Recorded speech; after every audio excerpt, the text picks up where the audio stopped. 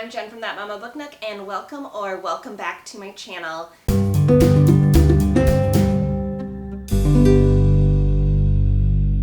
Happy June! Happy almost summer, everyone.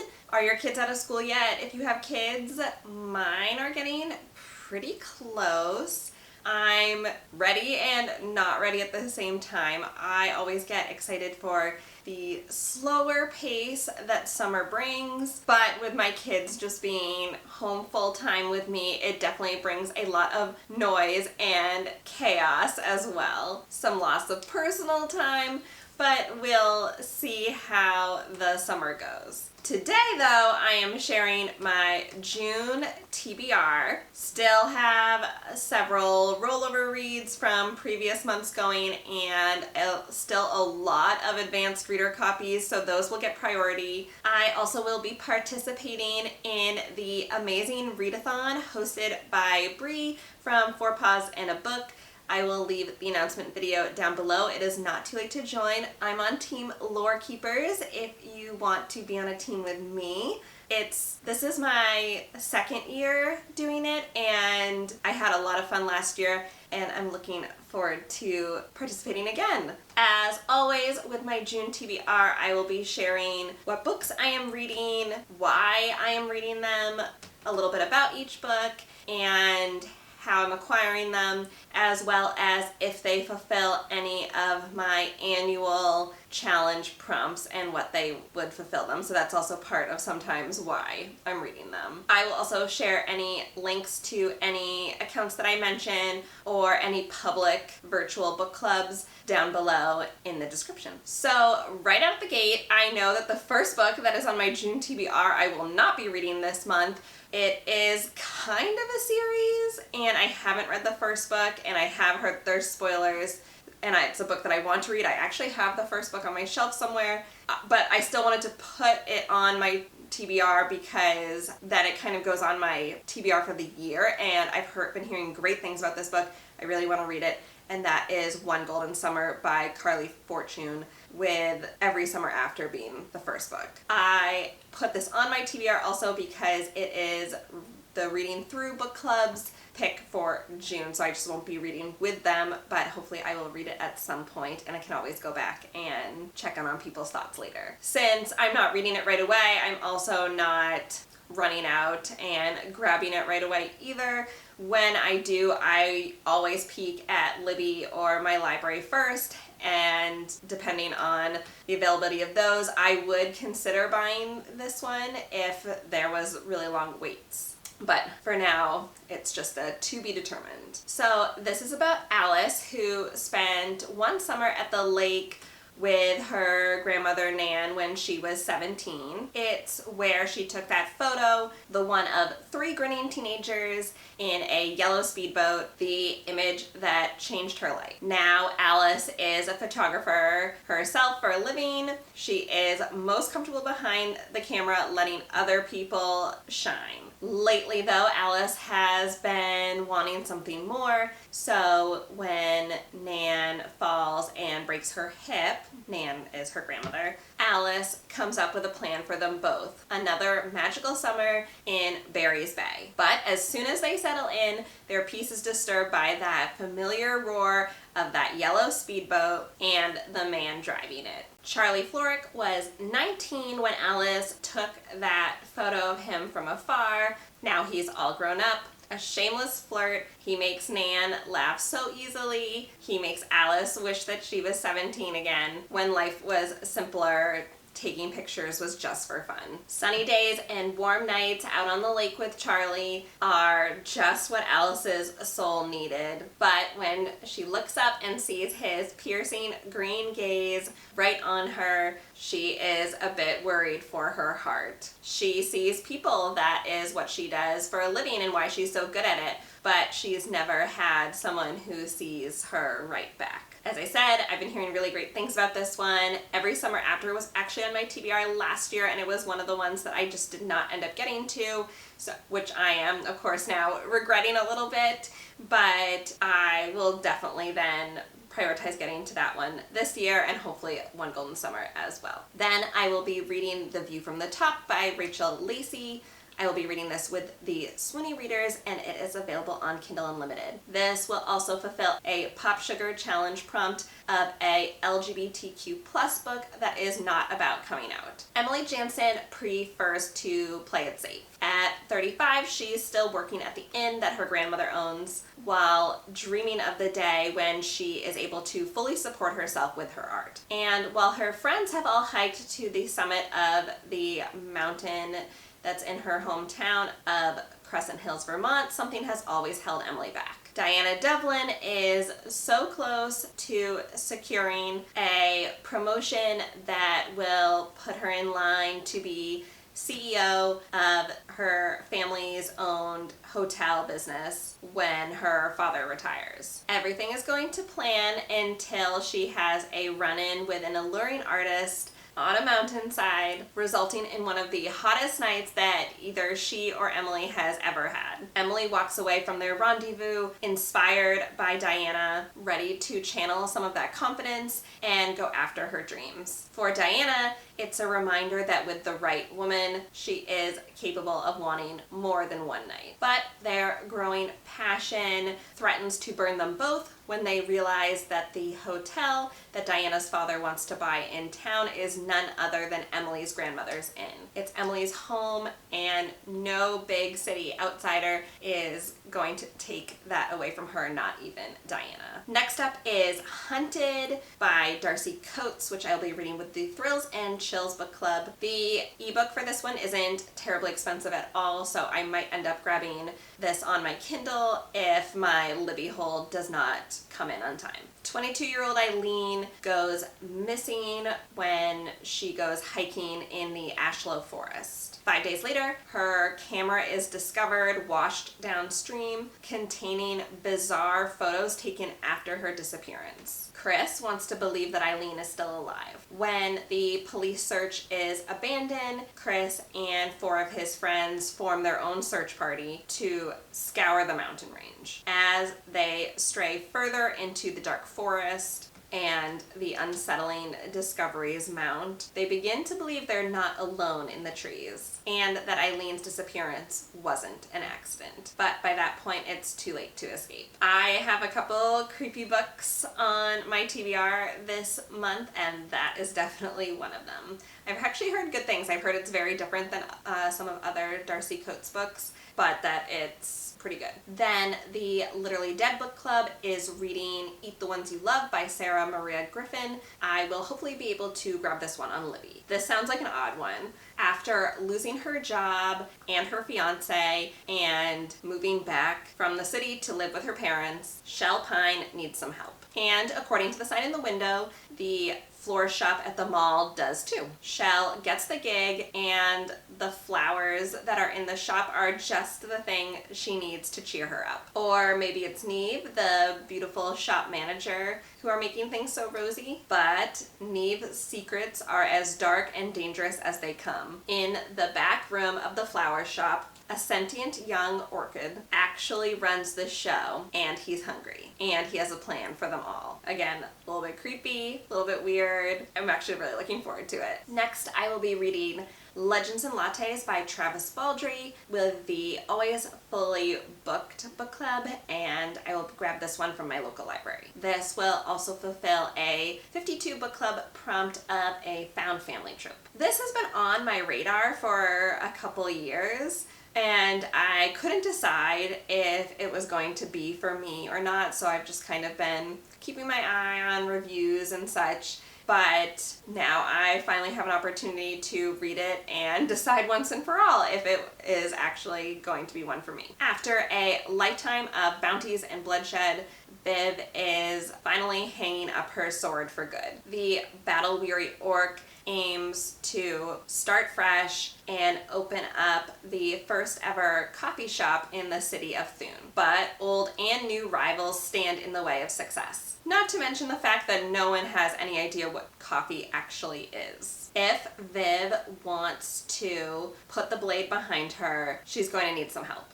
But the true rewards of the uncharted path are the travelers along the way. And whether drawn together by ancient magic, flaky pastries, or a freshly brewed cup, they may become partners, family, and something deeper than she ever could have dreamed of. Then with the Book Baddies Book Club, I will be reading Problematic Summer Romance by Allie Hazelwood. This is her new book. I think I will probably just end up buying this one. It's one that I probably would enjoy having on my shelf. This will fulfill a 52 book club prompt of a romance set in summer.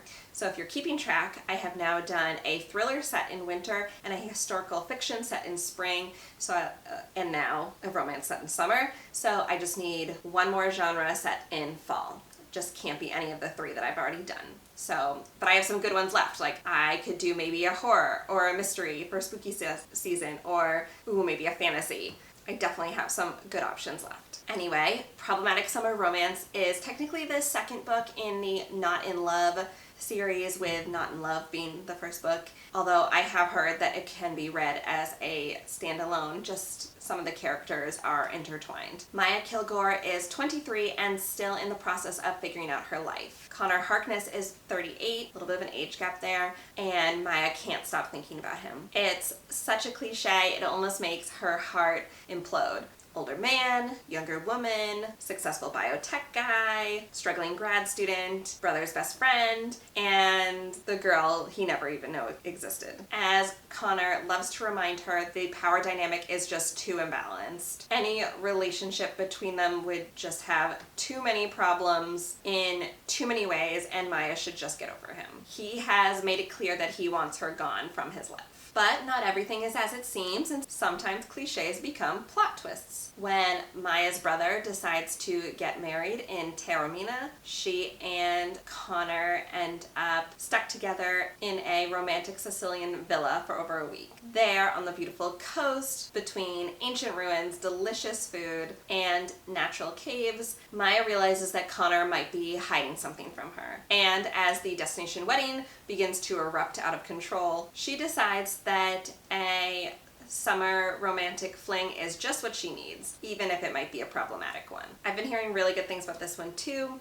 I'm excited to read this. I think there will be a lot of people who are excited about the next book that I am reading in June, because that is Throne of Glass by Sarah J. Maas. I'm finally picking this one up. I have this book on my shelf because it was gifted to me. I was originally reading this with some friends who are reading through Sarah J. Maas's entire backlog, and considering that I've still only read A Court of Thorns and Roses, though I am working through the rest of that series as well, I thought this was a great opportunity to kind of catch up. But unfortunately for me, they are reading at a much faster pace than I can keep up with, and they're reading in a slightly different order than I would prefer. So I'm going to continue on my own pace, but I do want to pick up Throne of Glass next. Don't come at me. I am a publisher order girly through and through forever. I like to read things as if I was reading them as they were coming out. And then you'd have no choice what order, because those other books didn't exist. So I like to read it as like, oh, I can't wait for the next book, but you have to wait for it. This is like the only book that's available type thing, if that makes sense. Anyway, I actually don't know a lot about this series, except that it seems to be a favorite among romantasy lovers. So it is about an assassin who comes to the castle in a land with no magic. She has no love for the vicious king who sits on his throne of glass, but she has not come to kill him. She has come to win her freedom. If she defeats 23 thieves, murderers, and warriors in a competition, she will be released from prison to serve as the king's champion. Her name is Selena. Hope I'm saying that right, or else I feel like there is a whole group of people that are gonna come for me. The crown prince will provoke her, the captain of the guard will protect her, and a princess from a faraway kingdom will befriend her. But something rotten dwells in the castle, and it's there to kill. When her fellow competitors start dying mysteriously one by one, Selena's fight for freedom becomes a fight for survival and a desperate quest to root out the evil before it destroys the world. I'm so excited to get to this one. I will definitely let everyone know what I think. Hopefully I love it just as much as everyone else. Now I'm going to talk about all my advanced reader copies for the month, as well as some of my gifted copies from publishers that I want to get to. The first one is an advanced reader copy for The Nightshade God by Hannah Witten. This is the third book in the Nightshade Crown series. I am almost done with the Foxglove King. Then I will be reading The Hemlock Queen. Hopefully I can read it relatively quickly so then I can get to The Nightshade God, which I have on my Kindle as an e-arc. I am enjoying the Foxglove King. I'm just a slow reader. I'm not going to do a synopsis or any thoughts about the Nightshade God because, spoilers, I'm just not there yet and I don't want to spoil it for any of you in case there are some in the summary. But I am looking forward to reading it. As I said, I am enjoying the series so far. The next advanced reader copy I have is Julie Tudor is Not a Psychopath by Jennifer Holditch. I have this one on my Kindle as well. Julie Tudor is 49. She has a fantastic job, a beautiful home, and the man of her dreams. Sean is 25. And the love of Julie's life. The only problem is that Sean thinks he is in love with someone else. But Julie has found herself in a similar situation before. And if there's one thing that Julie knows, it's how to get rid of the competition. After all, what's a little murder in the name of true love? Then I have a physical advanced reader copy of One Yellow Eye by Lee Radford. This will fulfill the Books and Bulldogs monthly prompt for June of a color in the title. I actually have a bunch of books with colors in the title this month. I had One Golden Summer. I'm going to be talking about Red Rabbit Ghost next, and One Yellow Eye, so I just picked one of these to fulfill that. Kesta Shelley has spent her life looking through microscopes. While people can be hard to understand, the slides don't lie. That changed when Kesta met Tim, her everything. So when he was one of the last Londoners to be infected with the virus that left the city ravaged, she went into triage mode. The city has disposed of the infected, but Kesta has been keeping Tim unalive quietly with resources from the hospital where she works. As time passes, his condition worsens and Kesta is withering away. Her devotion spirals into obsession. There are whispers of a top secret lab working on a cure, and being recruited is her only lifeline. But will she be able to save her husband before he is discovered, or worse, triggers another outbreak? This one sounds really interesting. I love a sci-fi pandemic-y read, so I think I will enjoy this one. Then, as I just mentioned, I will also be reading an advanced reader copy of Red Rabbit Ghost by Jen Julian. This is on my Kindle. What remains of Jesse's mother can fit inside of an old jerky tin. Photos, postcards, an old worn-out bracelet. But nothing can explain why she was found dead 18 years earlier on the bank of a river. Her infant son left wailing by her side. When Jesse starts to receive messages that are anonymous, promising him some answers, he returns home to the regressive town of Black Knot, North Carolina, so that his lifelong obsession can finally be laid to rest. But Jesse's investigation is stirring up trouble with the locals, including his well-armed ex-boyfriend and the mysterious daughter of a local businessman, each with their own inscrutable agendas. They will soon find that this backwater town holds a power more volatile than any could imagine, and that the answers they seek might be better left buried.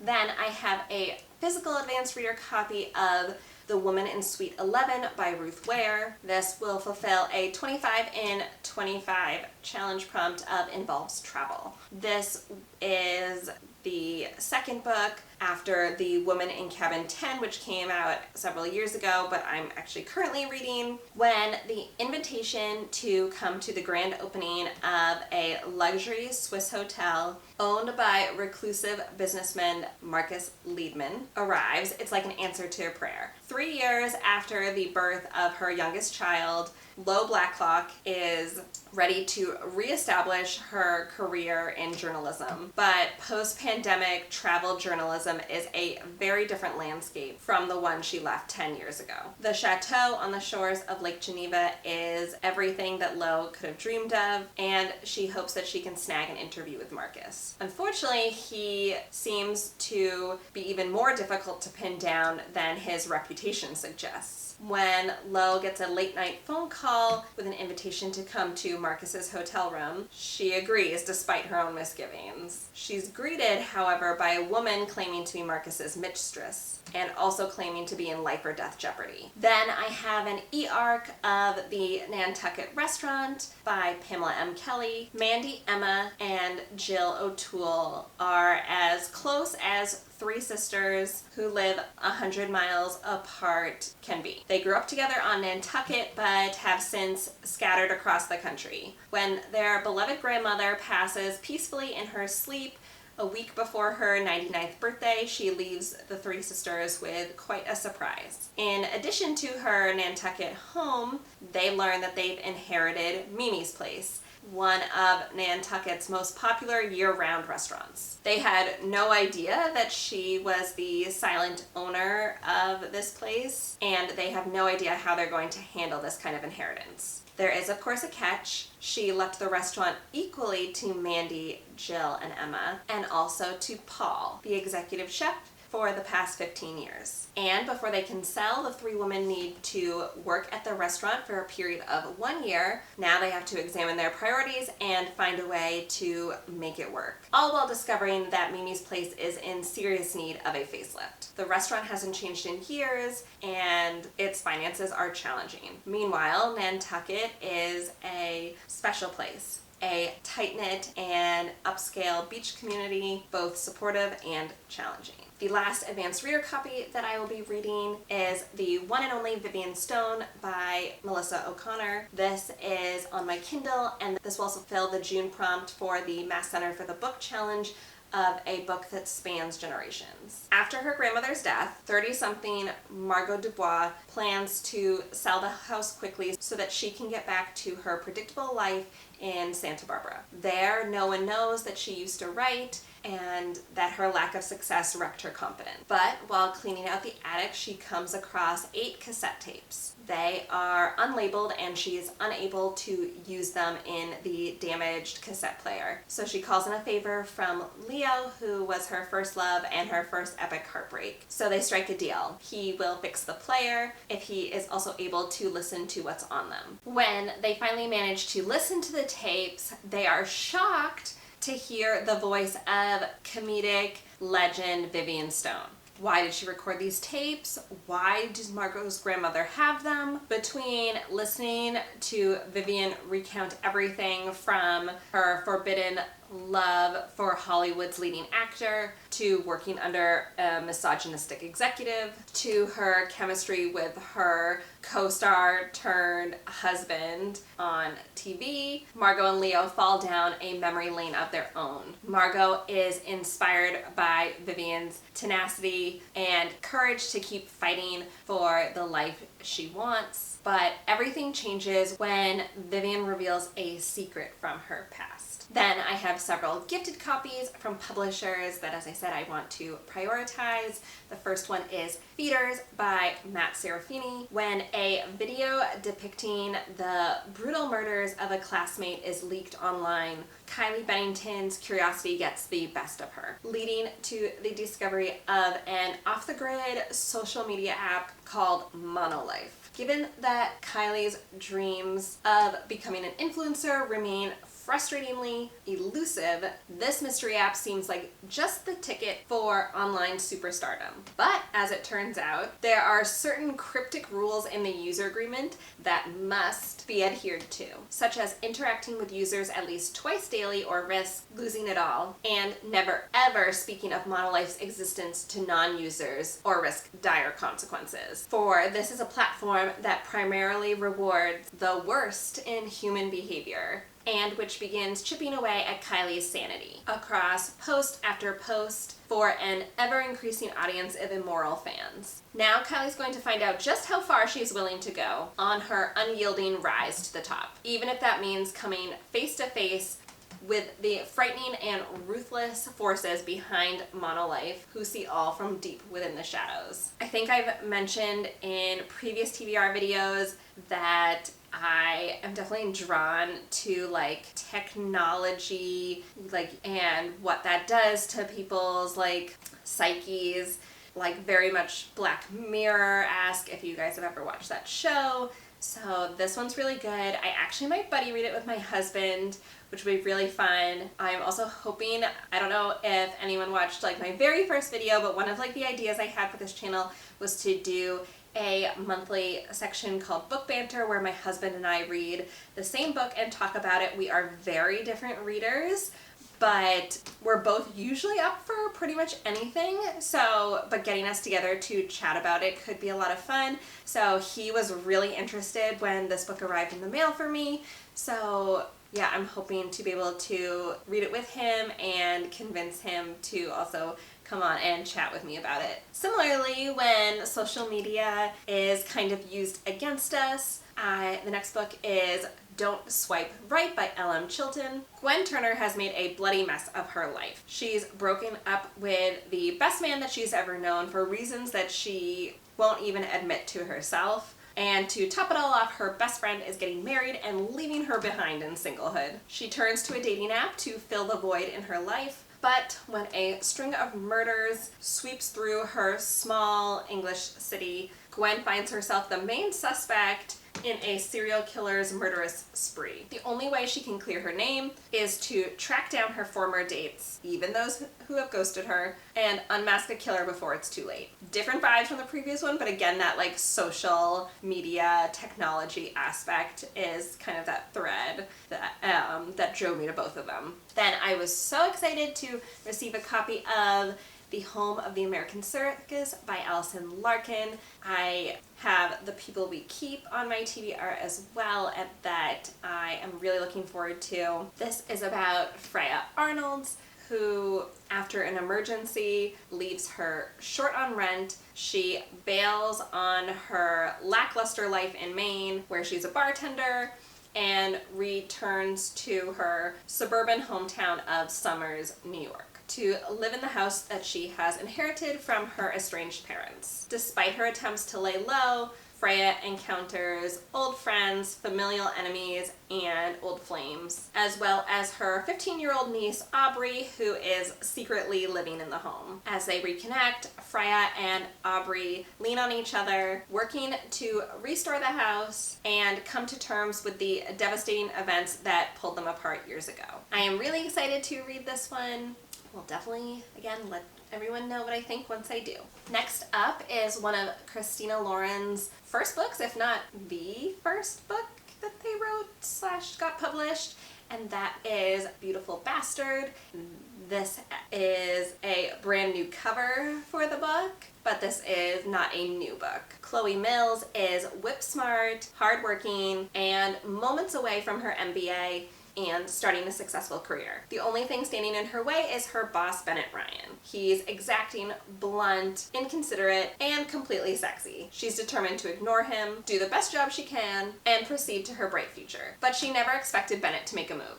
Bennett has been trying to resist his infuriating, gorgeous assistant for months. He's never been one for a workplace romance, especially not with one of his employees. But Chloe is so tempting, he's willing to bend the rules, if it means he can have her all over the office. I've been wanting to read more Christina Lauren, so I'm excited to kind of start from the beginning. The next one is Small Town Swoon by Melanie Harlow. I have to show off these cute cherry edges.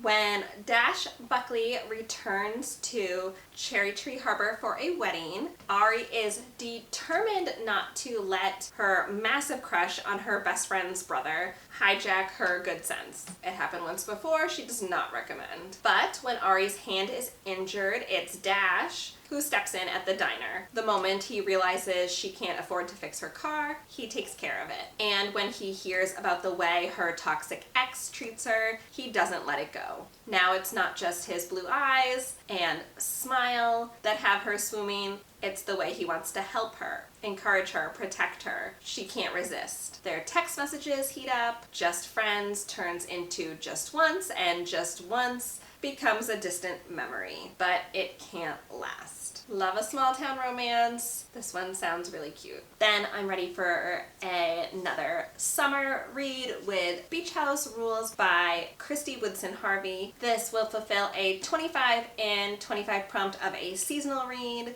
as well as a Pop Sugar Challenge prompt for a married couple who doesn't live together, which will make sense in a second. When Charlotte Sitterly's husband is arrested for a white-collar crime, she and her daughter Iris are locked out of their homes by the FBI, and what's potentially even worse, they are thrust into the spotlight of @JuniperShoreSocialite, the town's snarky anonymous Instagram page. Cut off from her bank accounts and feeling desperate, Charlotte takes up an acquaintance's offer to stay at a beachfront former bed and breakfast that's home to a community of single mothers and draws plenty of gossip in the small coastal North Carolina town. Charlotte and Iris find solace and are surprised to find out how much fun they are having with the other families despite the circumstances. But when the women discover a secret link between them, it changes everything about the unconventional family they've created and leaves them wondering whether their coming together was a coincidence at all. This is giving me Ellen Hildebrand, Jennifer Weiner vibes. I'm really excited to read this. Then the last gifted copy I have is Marked by Moonlight by Sophie Jordan. This will fulfill the buzzword cover prompt of a celestial cover and a 52 book club prompt of a moon on the cover. Claire Morgan has always been the shy one, a quiet, mousy school teacher, never wanting to draw too much attention to herself. Until one day, she wakes up a whole new woman, bold, passionate, wild, and impossible to ignore. When a brutally handsome stranger arrives to tell her she was bitten by a werewolf, Claire can't bring herself to believe it. She was attacked by a nasty dog in the back alley, right? But Gideon insists he is a member of an underground society of lichen hunters, and his mission is to kill her before her change is complete. Once Gideon convinces Claire of the truth, they join forces to reverse her curse before the next full moon. As they grow closer, their connection turns into a desire that they cannot resist, and if they can't break the curse in time, Claire's soul will be lost forever, and Gideon will be forced to end the life of the woman who is dangerously near to devouring him, heart and soul. I haven't read that many werewolf books, but I am super willing to give this one a chance. Then I have my own monthly challenges that I give myself every month. The first one is the Goodreads Best Books Ever Challenge, and this month I have put on Les Miserables by Victor Hugo on my TBR. I will grab this either from my library, Libby, or Hoopla. It's pretty readily available. This will also fulfill a diverse reading challenge prompt of poverty and a Pop Sugar challenge prompt of a book mentioned within another book.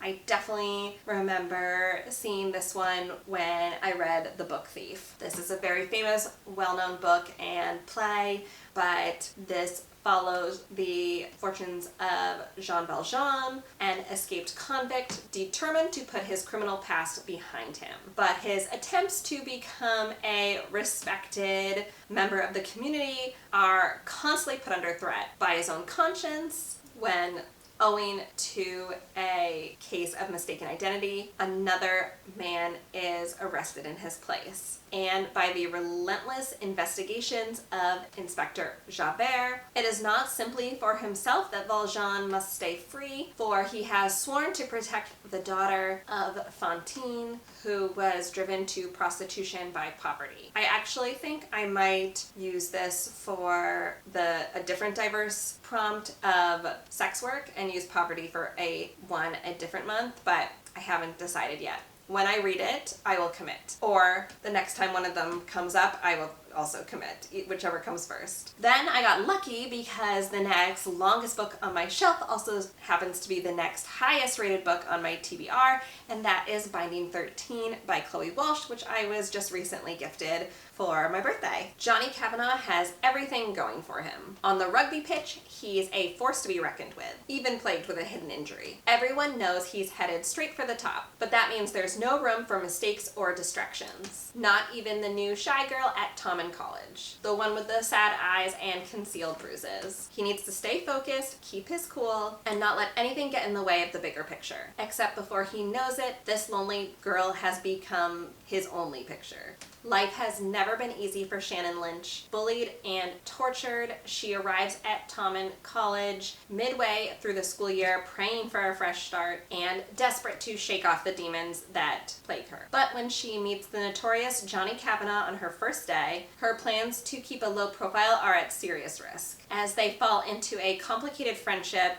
and grapple with their undeniable chemistry, hidden pain and complicated secrets threaten to be their undoing. But Johnny won't give up on Shannon, no matter what it might cost them both. I forgot to mention this book is 603 pages, being the next longest book on my shelf, so it kind of bumped some of them, but I'm really hoping to finish up all my 600 plus and 500 reads this year. Then for my 12 books in 12 months recommended by 12 friends challenge, I will be reading Spells for Forgetting by Adrienne Young, recommended to my friend Tanya at Booktrovert Next Door on Instagram. Thank you, Tanya. This will also fulfill the buzzword title prompt of memory words. I will either buy this one or grab it from my library. Emery Blackwood's life changed forever the night that her best friend was found dead and the love of her life, August Salt, was accused of murdering her. Years later, she is doing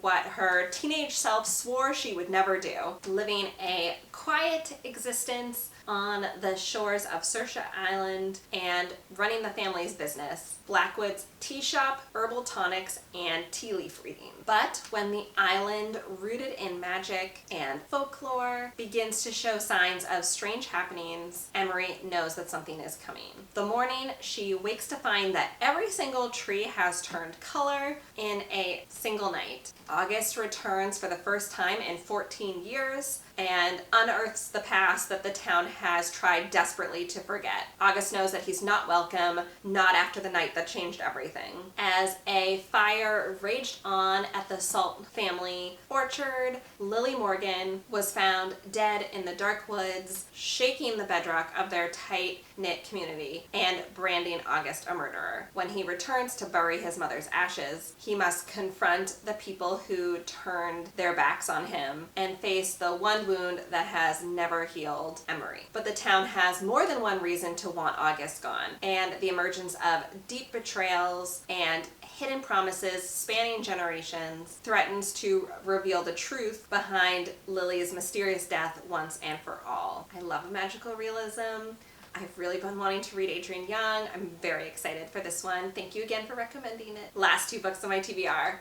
If I finish the first book in the State of the Union series by Nell Nicole, I would like to continue reading through it, and the next book is called Echoes of War. This is available on Kindle Unlimited and fulfills a Pop Sugar Challenge prompt of a self-published author. Since I haven't finished Rising yet, which is the first book, I, again, am not going to go into the synopsis or thoughts about this one to avoid spoiling anything for me or for you. Then, lastly, I needed to add one book to my TBR to specifically fulfill a challenge because I needed a book that started with the letter A for Books Are Life Challenge. We're at the 6th letter, which is A, the first letter in R, and none of the ones on my TBR started with A this month. So I had to add one.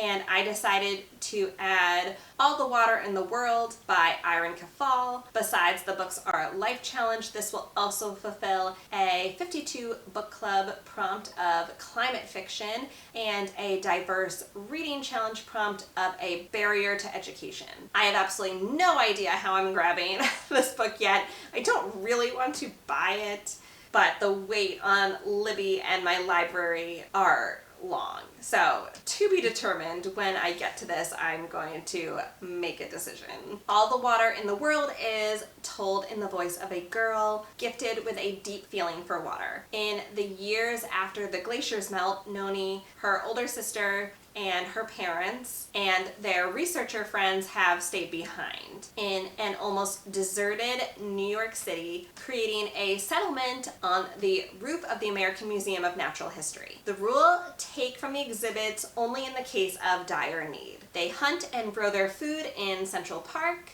as they work to save the collections of human history and science. When a superstorm breaches the city's flood walls, Noni and her family must escape north on the Hudson. They carry with them a book that holds their records of the lost collections. Racing on the swollen river to what may be safety, they encounter communities that have adapted in very different and sometimes frightening ways to this new reality. But they are determined to find a way to make a new world that honors all they've saved. I feel like the reviews on this one are mixed, but it sounds so good. I'm hoping I enjoy it. And that's it. I'm excited for all the books that I have added to my TBR for June. Let me know in the comments what you're excited about reading in June. Definitely let me know if we have any of the same books on our TBR this month. And if you are not feeling super chatty, but you just want to let me know that you are here, go ahead and leave me a sun emoji for almost being summertime. That late spring, early summer weather is I love, and I will see you on my next video. Bye!